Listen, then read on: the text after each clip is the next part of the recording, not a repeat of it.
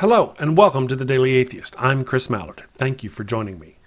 In this episode of the Evil God Monster of Abraham, we'll cover Genesis chapter 9 in the Book of Death, the chapter in which God dooms the animals, officially, to be food for humans, and his current favorite human, Noah, gets drunk and curses an innocent child to a life of slavery for the actions of its father. Loving, merciful fun for the whole family. Stick around.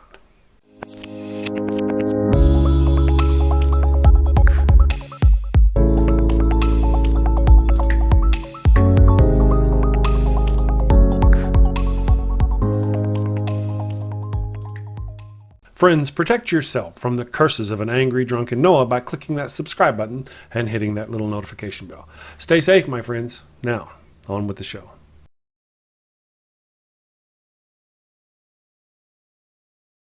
This chapter truly is a testament to God, a testament that it's a bloodthirsty monster with concern for little other than blood and pain and misery.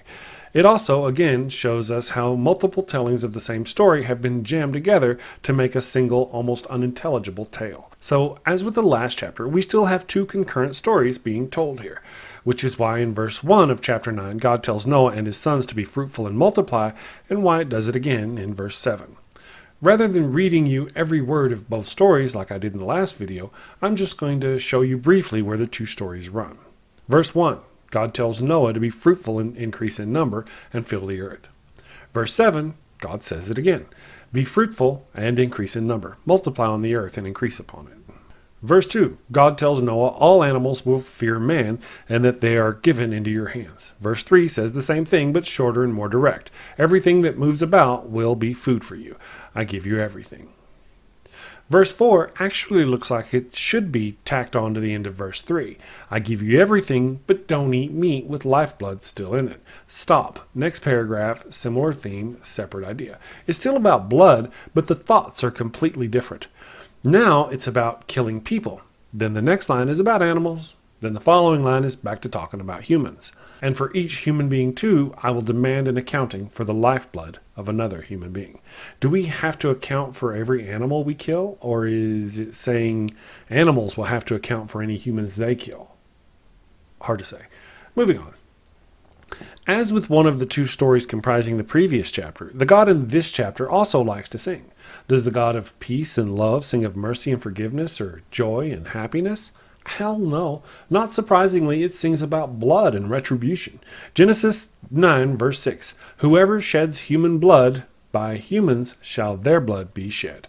For in the image of God has God made mankind. The God of death loves blood. If blood is spilled, only more blood will satiate this monster. No turning the other cheek here, no mention of mercy. Now, this whole paragraph, containing verses 8 through 11, is repeated in verse 12 through 16. Yeah, there are some differences, like the latter version has rainbows, but clearly they're two versions of the same thing with slight differences. Again, two stories jammed into one. So now that I'm done talking about the two in one angle, let's look at the morality of this evil God monster and its favorite humans throughout the chapter. The first part of both stories is God telling Noah and his sons to be fruitful and multiply. Then God gives man dominion over the animals. I want to take a moment to point out that at this point in the story, animals have done nothing, and played no role other than being passengers on Noah's Ark and being used as burnt offerings to God. And now they are being subject to being killed and eaten by man. And not just that, but God even specifically says in verse 2, the fear and dread of you will fall on all the beasts of the earth. Again, no mention of mercy or love, just fear and dread, blood and suffering in this God creature's book.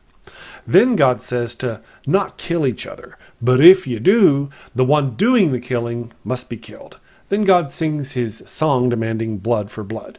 Then God makes a covenant with essentially everything on earth to never kill it again with a global flood. Now, we're to the end of the chapter, and things switch from God's covenant with Noah and the creatures of the earth to focusing on Noah and his family specifically. Remember, Noah and his family are chosen by God. First, for context, let's hearken back to chapter 6, verse 9, which says, "This is the account of Noah and his family. Noah was a righteous man, blameless among the people of his time, and he walked faithfully with God." And chapter 7, verse 1, the Lord then said to Noah, go into the ark, you and your whole family, because I have found you righteous in this generation.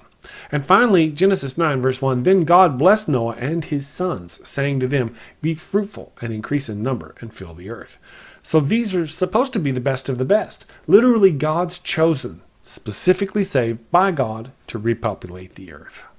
So what's the first thing Noah does after he gets off the ark and burns some animals, of course? Well, he builds a winery. They are literally still living in tents, and this guy makes a winery. Then he gets drunk and passes out naked in his own tent, which apparently is a bad thing. I don't know. His youngest son, Ham, goes into the tent, sees him naked, and then goes outside and tells his brothers, who then cover Noah up without seeing him naked. Then Noah wakes up, finds out that his son Ham saw him naked, and then he does what? Multiple choice. He thanks Ham for letting someone know and getting him covered up. He forgives Ham for seeing him naked. He asks forgiveness from his family for becoming so drunk and not covering his junk. He curses his own grandson, Ham's innocent son, Canaan, to a life of slavery for Ham's actions.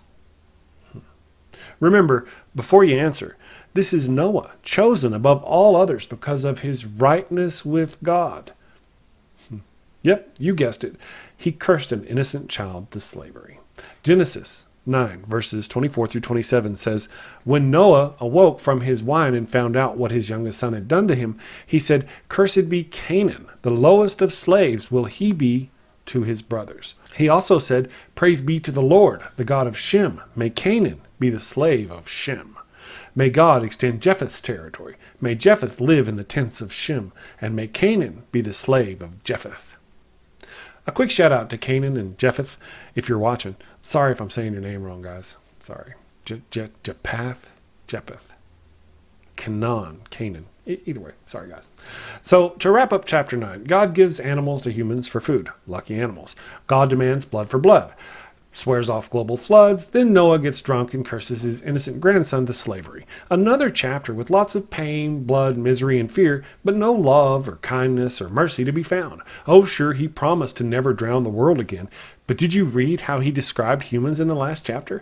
Genesis 8, verse 21. Never again will I curse the ground because of humans, even though every inclination of the human heart is evil from childhood.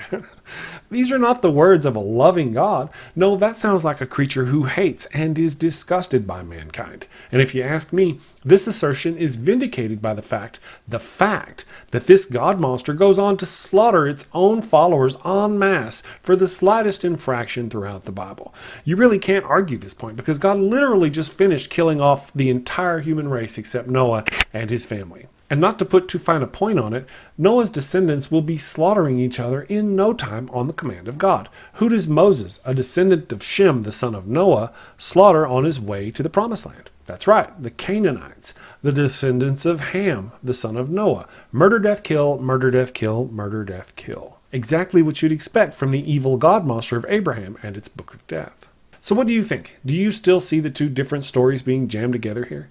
Can you find love and mercy hidden among the fear-mongering and death in this chapter? Let me know in the comments below. If you like what I do and you'd like to support my cause, follow the link in the description below to my Patreon and find a tier that works for you. Also, I have some merch, some wonderful atheist merch. Again, links are in the description below. Thank you for all your help and support. I appreciate it. Remember, ward off any drunken Noah curses by hitting that subscribe button and then that little notification bell. Thank you, and take care.